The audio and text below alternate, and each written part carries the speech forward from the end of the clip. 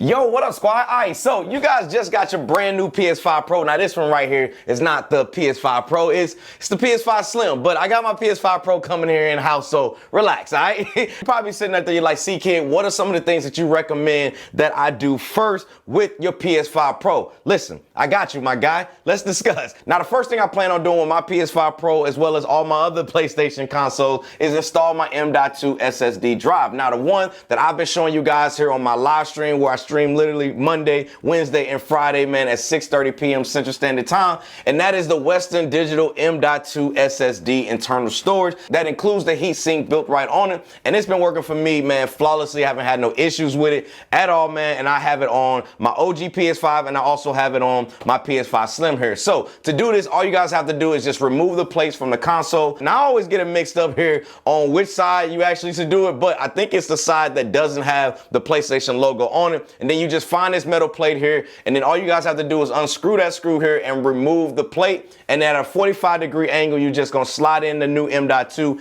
into place, secure it down with the screw that's already inside of there, and then you're just gonna put the plate back on and put the cover plate back on. And then, man, when you boot up, you will need to go ahead and go into your settings, but it should actually right up front to go ahead and format that drive. So just go ahead and do that, and then just like there, you're gonna be good to go. But if it doesn't prompt you, you can go into your settings and do this as well. Now, what this is gonna do is make sure that the drive is properly formatted. It's gonna clear anything that might be on it, and it's gonna install it and have it ready to use for your system. Now, this is clutch because now you can actually start saving all of your games directly to it, which is something you will have to also point all of the downloads to. So to do this, all you guys have to do is go into your settings. You're gonna go to storage and select the M.2, and then set PS5 and PS4 games to go directly to the internal storage drive.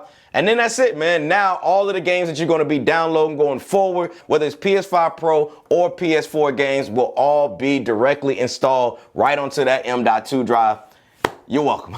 Now, the second thing I'm going to be doing with my PS5 Pro, once it gets here in-house, man, that I recommend that you all do, and that is turn on the voice assistant for PlayStation. It's funny because this is a really dope feature, man, that most people don't even know exists on their PlayStation to be able to use. So let me show you exactly how to use it. So first, you have to turn this feature on because it is not something that is on by default. So to do this, you just go into your PS5 Pro settings and go to voice command and toggle on the enable voice command feature here. Now, if you guys go back to your home screen, you can say things like, hey, PlayStation, launch God of War, and it will go right into the game. There's a bunch of different features and voice commands that you can do with the PS5, and I will link this down in the description section below for you guys to actually check out. So make sure you guys start using that feature, because I promise you, once you realize that it's on there, hey, it's voice all day.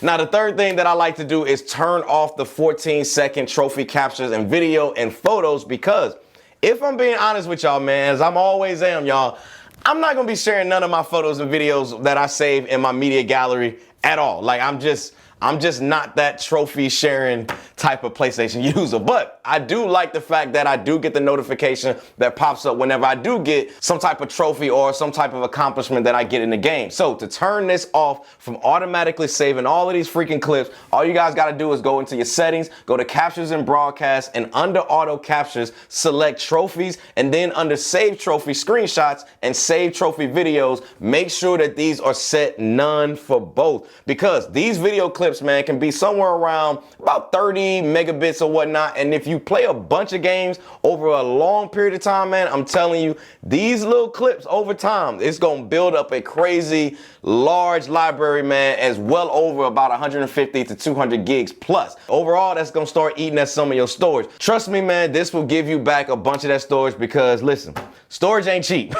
Now, the fourth thing I'm going to be doing with my PS5 Pro that I recommend you do is mute your microphone on the controller whenever I turn on my PS5 Pro, because there's no need to have your mic on unless you actually need it to be turned on. So I have mine turned off by default. So let's go ahead and handle that. First thing you want to do is go to your settings. You're going to go to sound. You're going to go to microphone and select mute to microphone status when logged in. This is a must, man, if you guys own a PS5, a PS5 Slim, or the PS5 Pro. Now, this fifth one right here, man, I feel PlayStation created this one here for the fellas, all right? They created it for the fellas out there, and that is you have to hear this from your spouse as soon as you boot up your OG PS5, your PS5 Slim, or the PS5 Pro. All right, so to fix that, man, you can just go ahead and set the boot sound to be muted. So to do this, man, you just go into your settings, you're gonna go to system, and you're gonna go to beep and light and switch that toggle to mute beep sound. And just like that, man, you're gonna be able to silently turn on your PS5 Pro without anybody bothering you, all right? Now, number 6 is a good one, man, if you don't wanna have to tap on your profile to be able to log into your PS5 Pro. Now, I recommend this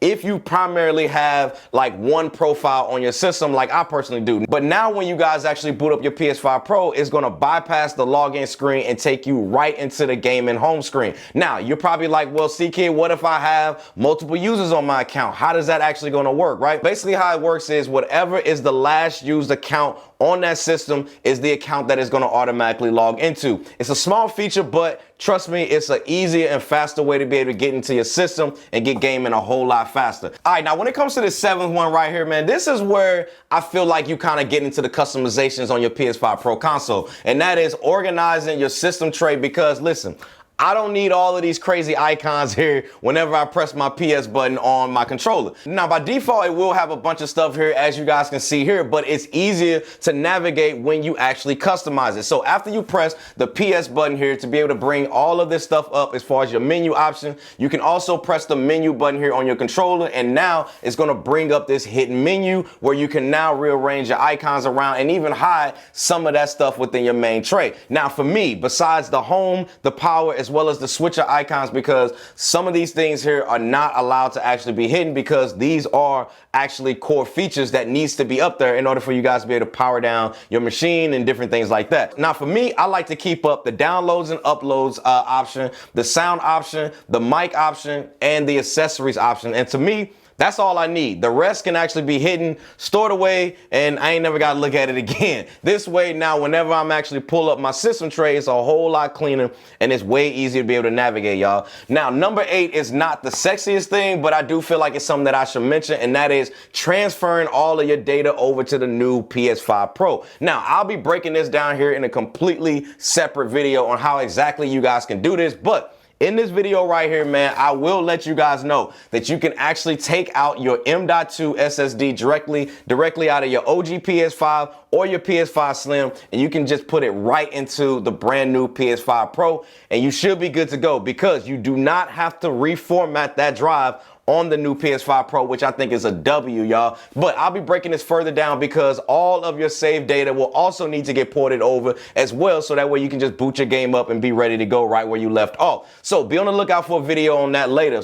But make sure you guys are subscribed here and you got your notifications turned on for that video. All right, so number 9, man, is if you guys are somebody out there like me who has the PlayStation Portal or some other streaming device, but mainly for me, I use the PlayStation Portal because, let's be honest, y'all, the PlayStation Portal is goated, all right? I don't care what nobody say, okay? So in order for you guys to be able to use these devices, you must first enable remote play in your settings. So to do this, you want to go to settings, then system, then remote play, and click on enable remote play, and then select the user you guys want to enable this for and toggle that on. Now, since it's just me, that's why you only see one, but if you do have multiple profiles on your system, then you can just select whichever profile you want and then toggle on right next to their name, and then based on their account is who's going to actually have access to remote play. Then after you guys finish doing that, I need you guys to go down to where it says power saving and turn on features available in rest mode. Scroll on down to where it says enable turning on PS5 from your network, and make sure this is turned on. This way, whenever you guys have your PS5 Pro in rest mode, you can turn on your PS5 Pro remotely from just using either the PlayStation app or using the remote play app on either iPad or something like a PlayStation Portal.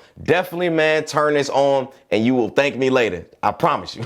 And the last thing I like to do, man, is just make sure my system is just fully updated in general from a software perspective, as well as turn on download update files automatically, as well as install update files automatically as well. Now, typically, y'all, gotta be real with you, man. I don't usually turn on automatic updates for anything that I have, whether it's my phone, my laptop, iPad, whatever that might be, right? I just don't turn it on because typically I wanna know what the new features are or just see if there's some bugs or something like that before I just let it just automatically download, right? Now, typically I don't turn this automatic feature on, but for PlayStation I do, because whenever I have my system sitting in rest mode, I just want to make sure that any updates, whether it's system software or whether it's games in itself, are complete by the time that I turn my console on. This way I ain't got to worry about that, and I can just get right into my game whenever I need to. So to do this, you want to go into your settings, you want to go to system, you want to go to system software and system software update and settings, and click on update system software and update using internet. Trust me, y'all, this is the fastest way to do it. And then once that's done, I need you to go ahead and go back to your system software update and settings.